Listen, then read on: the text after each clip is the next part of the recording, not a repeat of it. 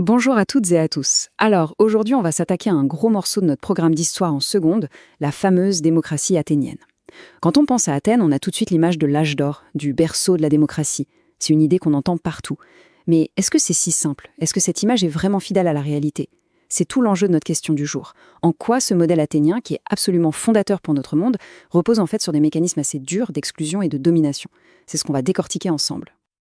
Regardez cette image. C'est l'Acropole, avec le Parthénon qui domine la ville. C'est le symbole éclatant de la puissance et de la civilisation athénienne. Une véritable carte postale de l'Antiquité. Mais voilà, en histoire, il faut toujours se méfier des belles images. Derrière cette façade de marbre, vous allez voir que la réalité est beaucoup, beaucoup plus complexe. Le mot même de démocratie, il vient du grec. Démos, qui veut dire le peuple, et kratos, le pouvoir. Littéralement, le pouvoir par le peuple. Superbe idée. Mais toute la question, celle qu'il faut garder en tête pendant toute notre analyse, c'est celle-ci.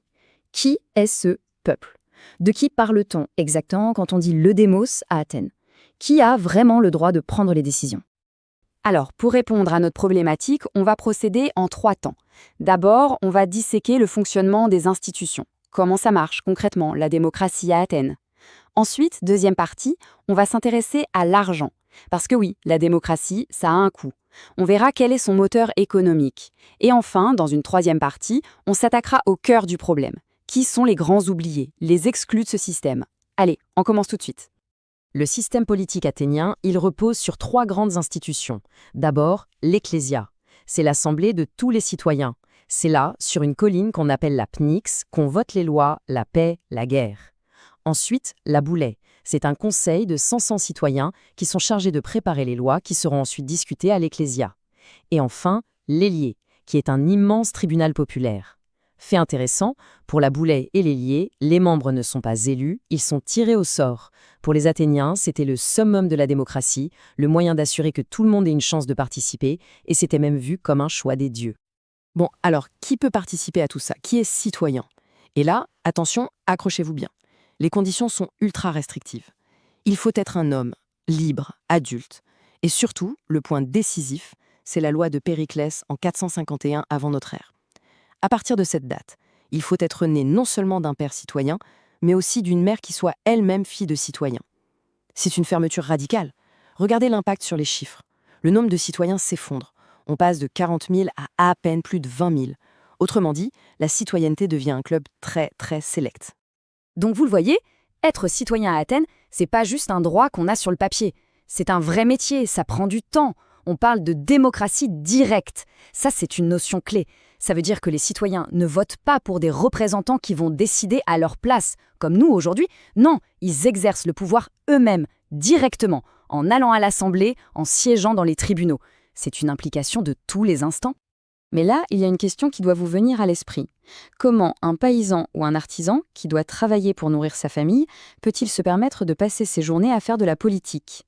C'est une excellente question, et la réponse nous amène au secret le mieux gardé, au moteur caché de la démocratie athénienne.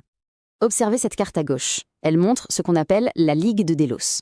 Au départ, c'est une alliance militaire créée par Athènes après les guerres contre les Perses pour se défendre.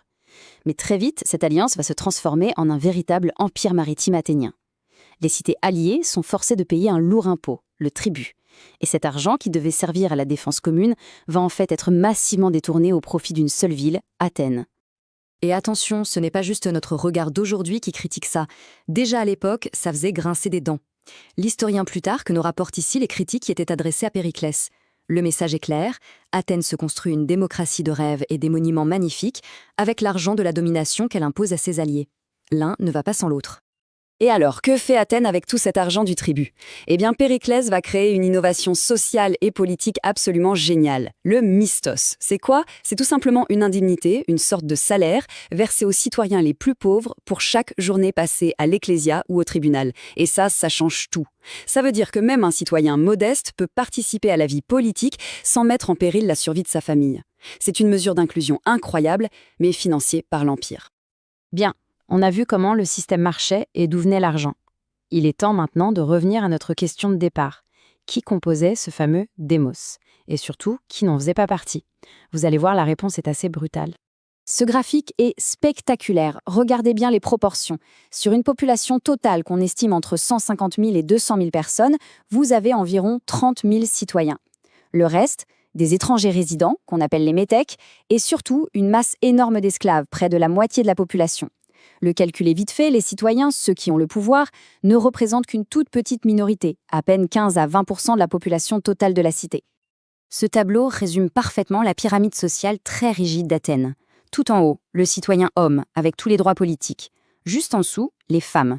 Même si elles sont filles de citoyens, elles n'ont aucun droit politique et sont toute leur vie sous la tutelle d'un homme. Puis les métèques, souvent des artisans ou commerçants, indispensables à l'économie, mais exclus de la politique. Et tout en bas, les esclaves, qui ne sont même pas considérés comme des personnes, mais comme des objets, la propriété d'un maître. Le cas des femmes est un paradoxe fascinant. Elles sont au cœur de la vie privée, de la maison, l'oikos. Elles jouent un rôle religieux fondamental, et surtout ce sont elles qui transmettent la citoyenneté à leurs enfants. Et pourtant, elles sont totalement exclues de cette même citoyenneté. Le système ne peut pas fonctionner sans elles, mais il les rend complètement invisibles sur le plan politique. Bon, alors, au final, que faut-il retenir de tout ça? Comment juger ce modèle à la fois si novateur et si excluant?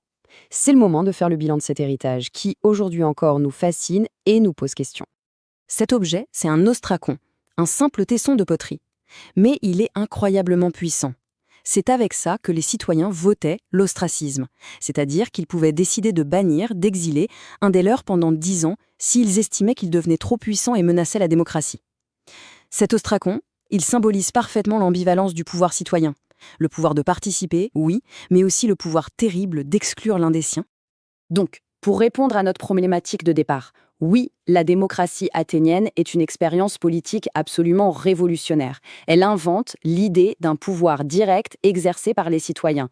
Mais ce modèle ne peut être compris sans ses deux faces cachées.